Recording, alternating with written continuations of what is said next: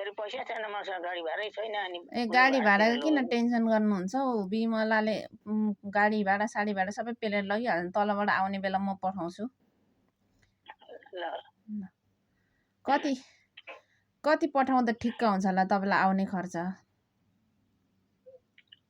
कति गाडी भाडा कोनी कति पो लिन्छ अनि कति पठाउनु ठिक्क छ कति चाहिँ पठाउँदा ठिक्क हुन्छ होला अनि 1-2 हजार भए पुगिहाल्दैन गाडी भाडा पुग्छ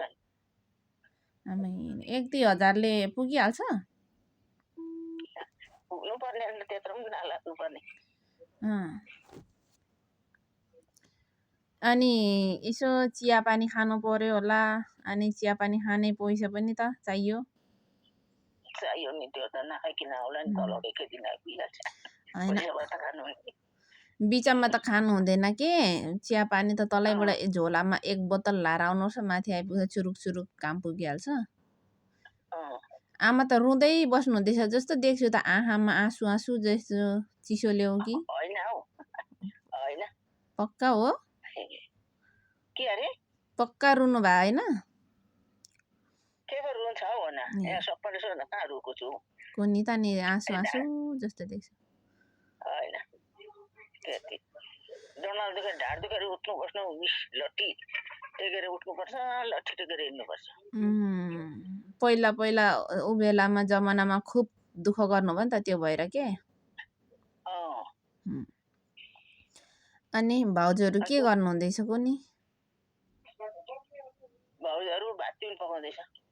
ए खाजा खानुभयो तपाईले खाएको नि सबैले खाएको के खानुभयो खाजा खाजा टोटोला र भुटीमा भुटेर अनि खाएको नि तलबाट खाने भन्दैबाट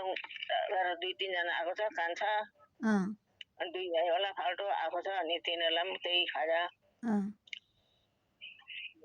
टोटोला तपाईले पहिला त्यसरी दिनुहुन्थ्यो अहिले अरूले तपाईलाई बनाएर दिन थाल्यो कान्छाले 2-3 माला ल्याएको थियो तलबाट राम्रो हुन्छ नि औषधि हो नि म पनि त्यो पहिलाको खुब सम्झिन्छु कि टोटोला र बासी भात तपाईले भुटेर दिनुहुन्थ्यो अनि असुरो र बासी भात म त भर्खर ओछ्यानमै थिएँ दाजुले फोन गर्नु भएर उठेको म त अब ड्युटी जानुपर्छ अनि अरू त सन्चै सुबिस्तै हुनुहुन्छ होला सन्चै म मात्रै ढाड दुखेर सात खुट्टा दुखेर उठ्नु बस्नु मुस्किल पर्दैछ अब बुढेसकालमा हामीलाई त अहिले ढाड दुख्छ भने चाहिँ तपाईलाई त अनि 74 वर्ष पुगिसक्नु भयो अब त्यो कस्तो घाम आयो तपाईको त अनुहारै देखेन घामले अहिले चाहिँ भयो फेरि देखियो अनि तल इटारीमा घर बनाइस कहाँ बनाउनु आमा घर भनेको त्यतिकै सजिलो हुँदैन अब बनाइस अलि अब 15-20 लाखको बनाउनु पर्छ छैन नि बनाएको अनि कहिले आउने नेपालतिर खोइ आमा अब कहिले आउने पैसा पनि छैन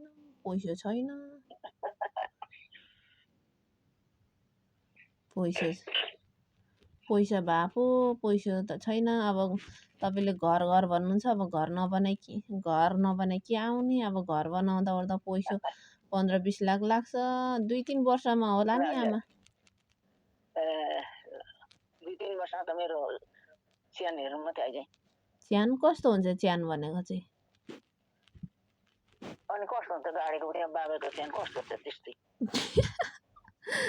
च्यान कस्तो हुन्छ हौ च्यान देखेकै छैन मैले त कस्तो हुन्छ च्यान भनेको त मैले देखेकै छैन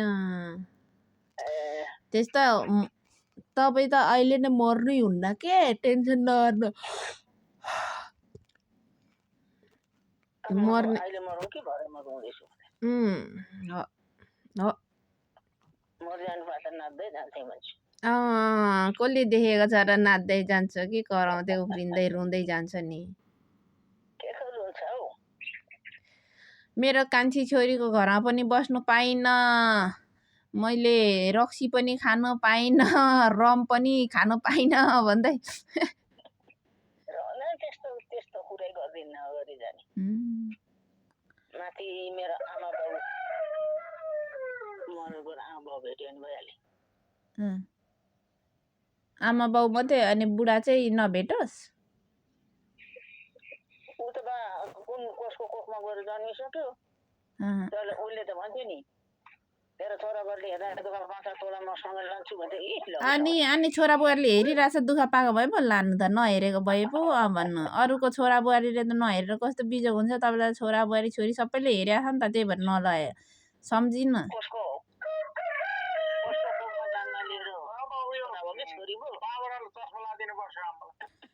अनि के अरे अनि पापाले चाहिँ कसको कोखमा जन्म लिइसक्यो भने चाहिँ तपाईँको आमा बाउले पनि कसको कोखमा उहिलेको मान्छे झन् उहिले नै जन्म लिइसक्यो नि लिइसक्यो तर आमालाई चाहिँ देख्छु नि कोही बेला रातो बटुकोमा के खाजा दिएर खाँदै गरेको हुन्छ लियो नि अनि यसो त आमाले भन्दा मैले नै 2 जन्म लिएको पहिला साँगाको छोरी 1.5 वर्ष शेरमा चाहिँ उहिले त्यता बजार थिएन गोर्खे झापा आउनु भने सुत्केरी खर्च किन्नु आएको त्यतै पल्टन लगेर पल्टन गइरहेछ अनि जातियालाई खर्च पठाइदिएछ त्यहाँदेखि 3 वर्ष कि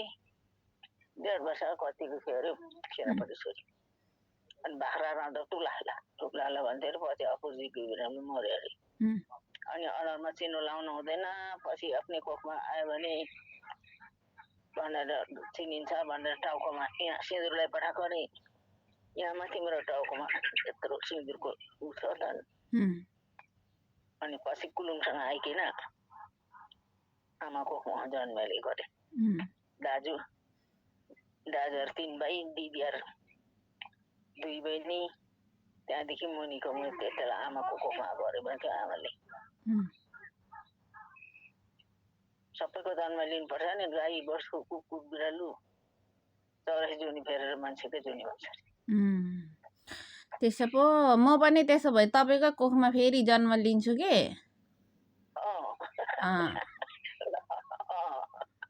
ल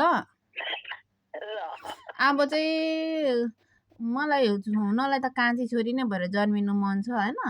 तर कान्छी छोरी हुँदाखेरि साह्रै ढिलो हुन्छ मलाई तपाईँ तरुनी नै भएको हेर्नु मन छ क्या आमा अब बुढी भइसक्नु म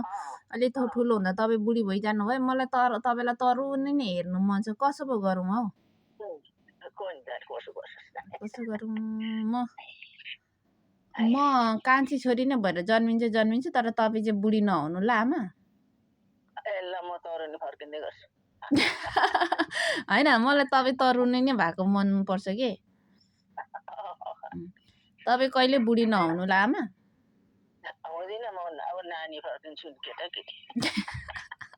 होइन के अब भोलि पर्सि फेरि अर्को जुनीको कुरा गर्नु हो नि त तपाईँले अर्को जुनीमा ऊ भयो भने फेरि म तपाईँकै कोखबाट जन्म लिन्छु तपाईँ बुढी नहुनु ल त्यस पछाडि म विदेश गएर धेरै पैसा कमाउँछु अनि घर राम्रो बनाइन्जेल अनि तपाईँलाई त्यो घरमा राख्छु होइन तपाईँ तरुनी हुने मिठो मिठो खानु लाउनु दिन्छु होइन तपाईँ चाहिँ कहिले बुढी नहुनु तरुनी भइराख्नु है अनि अब म अब भोलि कहिले आउँछु आमा अब अहिले भन्ने फिक्स नै छैन आउँछु कि ल अनि अब के गर्नु नि उता परतिर पापालाई पनि सुन्नु त आमा पापालाई पनि त्यहाँबाट तिम्रो कान्छी छोरीले धेरै धेरै सम्झेको छ अरे माया छ अरे भनिदिनु ल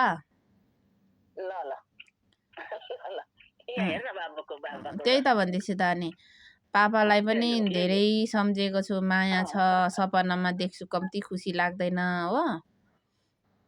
सपनामा देख्छु पो त पापालाई अनि कम्ती माया लाग्दैन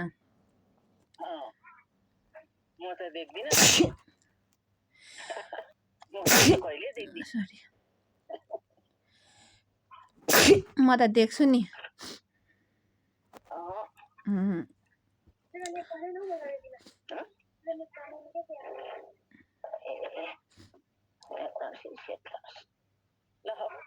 आमा ल अब फेरि बोल्दै गरौँ म पनि अब ड्युटीहरू जानुपर्छ राख्छु ल अलि उता गएर अलि राम्रोसँग हेर्नु त यता अलि पर जानु त अलि फोन अलि पर तपाईँको अनुहार हेर्नु पर्यो कि देखेँ त्यो हाम्रो आमा तरुनी भइराखोस् भगवान् भन्छु म अर्को जुनीमा चाहिँ आमालाई तरुनी नै देख्न चाहन्छु अब यहाँदेखि उता चाहिँ बुढी नै नहोस् क्या हाम्रो आमा यतिको त बुढी भइहाल्यो कि अब चाहिँ बुढी नहोस् केटाकेटी पनि होइन केटाकेटी भन्दा कसरी आमा भन्नु आमा यत्तिकै हुनुपर्छ ल आमा अब राख्छु ल आई लभ यु आमा तल जानु बिमलाकोमा जानु आउने खर्च म पठाइहाल्छु है ल जाने खर्च बिमलाले उ गरिहाल्छ आउने खर्च म पठाइहाल्छु ल सुन्नु त आमा त्यहाँ गएर फेरि टेन्सन निर्जलाको टेन्सन नलिनु अब त घरमा कान्छी भाउजू हुनुहुन्छ निर्जला भनेर टेन्सन चाहिँ नगर्नु नि फेरि जति दिन बस्नुहुन्छ ढुक्कले बस्नु अब त घुम्ने खाने डुल्ने उमेर हो त्यो नाता नातिना पनि अब ठुलो भइसक्यो तरुनी भइसक्यो टेन्सन लिनु पर्दैन अनि अब त कान्छी भाउजू घरमा हुनुहुन्छ त्यो भएर टेन्सन नलिनु क्या निर्जलाको ल त्यो पनि त तरुनी भइसक्यो अब अनि अब तल जतिन्जेल बस्नुहुन्छ त्यो त ढुक्कले बस्नु है ल आमा ल बाई आमा फेरि बोल्नुपर्छ ल राखेँ ल आमा ल एकचोटि हाँसिदिनु त हिहि गरेर कस्तो राम्रो देखिन्छ हाम्रो आमालाई हाँस्दाखेरि आमा कति राम्री हुनुहुन्छ हाम्रो आमा हाँस्दाखेरि त ल बाई आमा राम्रोसँग बस्नु ल ल